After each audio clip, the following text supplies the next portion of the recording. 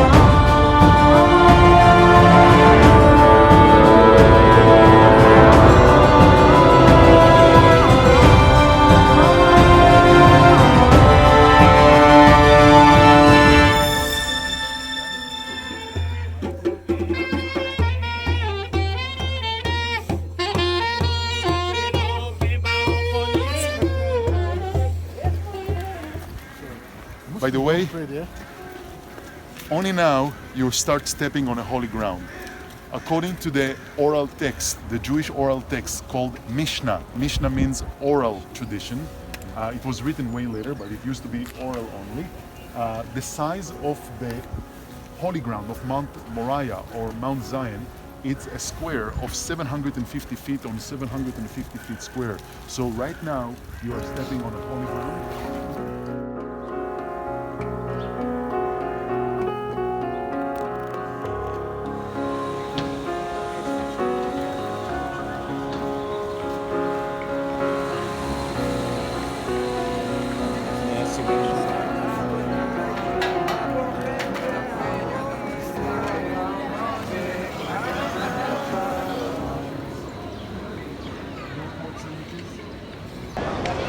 Western Wall. Closest wall to the Dome of the Rock. We were just down underneath it.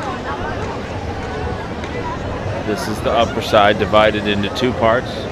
The men's part and the women's part.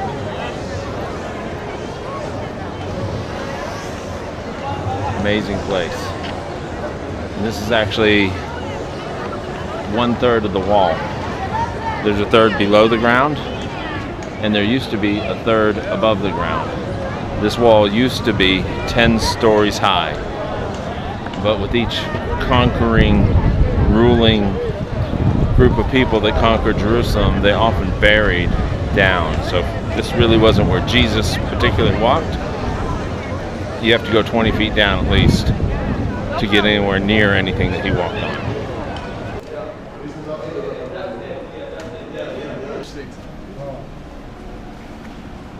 The size of these stones. Starting to get down. Now you're starting to get down to 14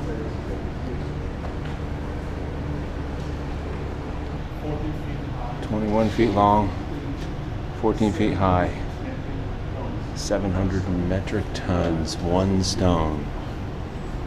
This is part of the original Western Wall of the temple in Jerusalem during Herod's time.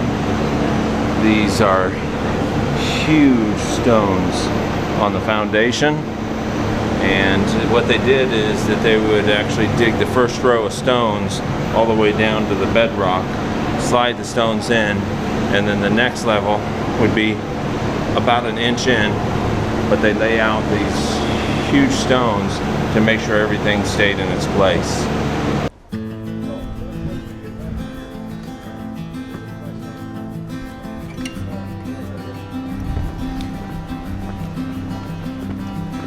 So now we're going to the archaeological site on the eastern southern wall, to the actual foundations of the stones that were here during Jesus' time. Again, if you want to walk where Jesus walked, you have to go approximately 20 feet down.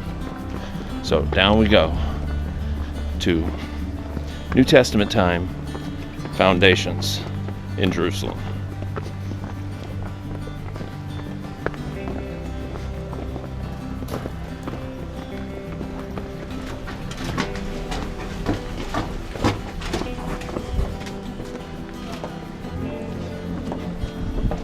do stills.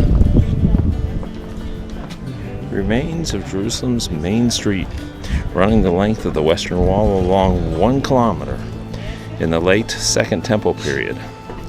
The street was paved with flagstones and edged with curbstones. It has 2 large drainage channels running beneath it, and shops opened up onto the street on both sides.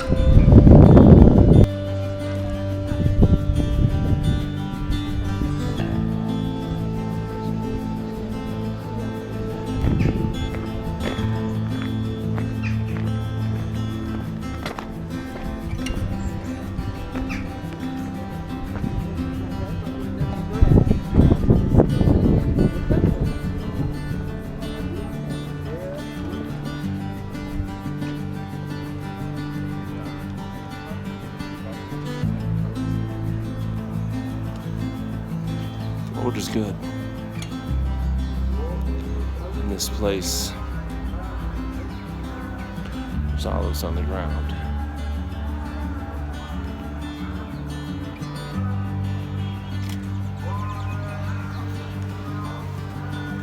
In the Garden of Gethsemane, under olive trees that are thousands of years old, at the highest tree. The reason I picked this tree was because me and Matthew ministering together. The Lord always by us. Amen. He's the one that leads us. Our guide said that they had a agronomist come out to try to save a tree, and while he was trying to save the tree, he actually did a carbon test and determined that indeed the biggest trees in here are over 2,000 years old, and quite possibly trees from the time of Christ.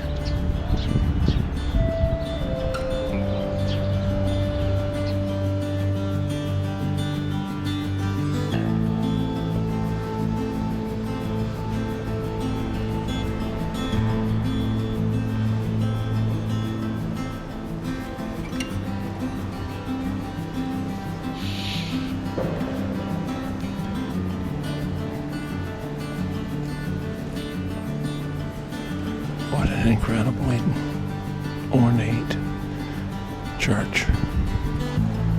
Looks like gold inlays on the roof.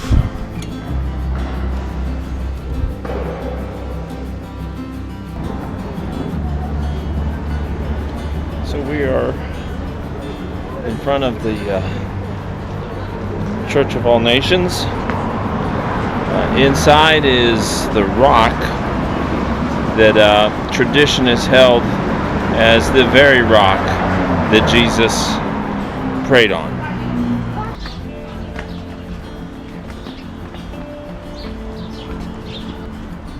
Peace. The impotent man answered him, Sir, I have no man when the water is troubled to put me into the water, into the pool. But while I'm coming, another step down before me. Jesus said unto him, Rise, take up thy bed and walk.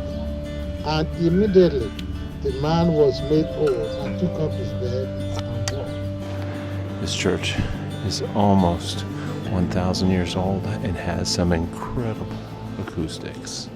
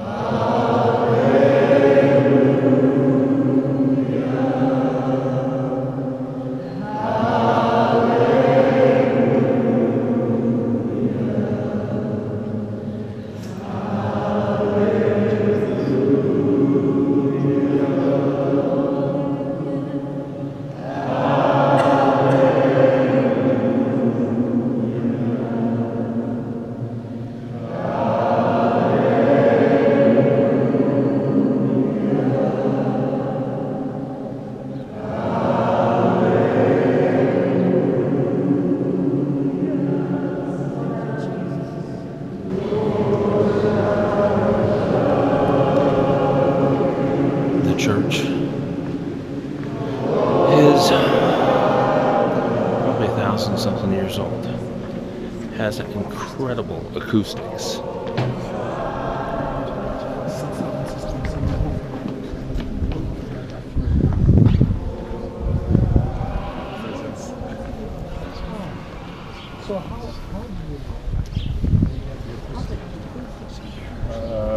The architecture.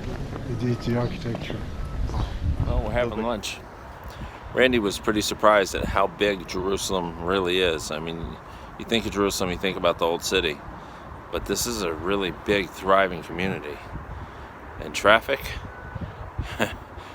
I never thought there'd be a place that's worse than where we live, Orlando, but their traffic is crazy drivers, but pretty cool.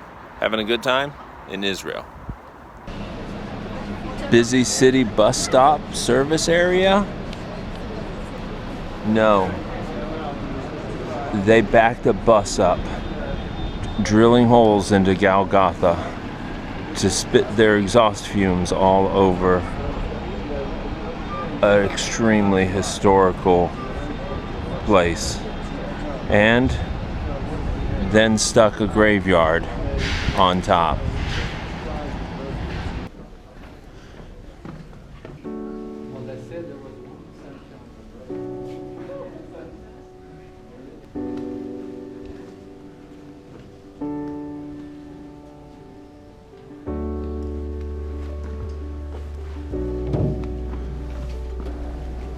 So below us, where we just came out, was the tomb where they believe that Jesus was buried.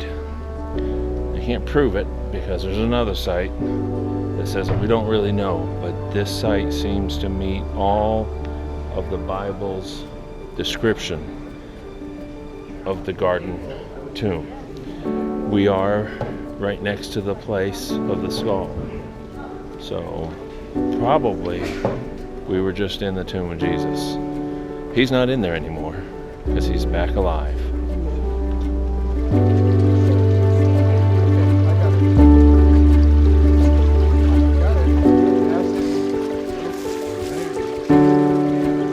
We'll go right around you. Okay, there's another one here.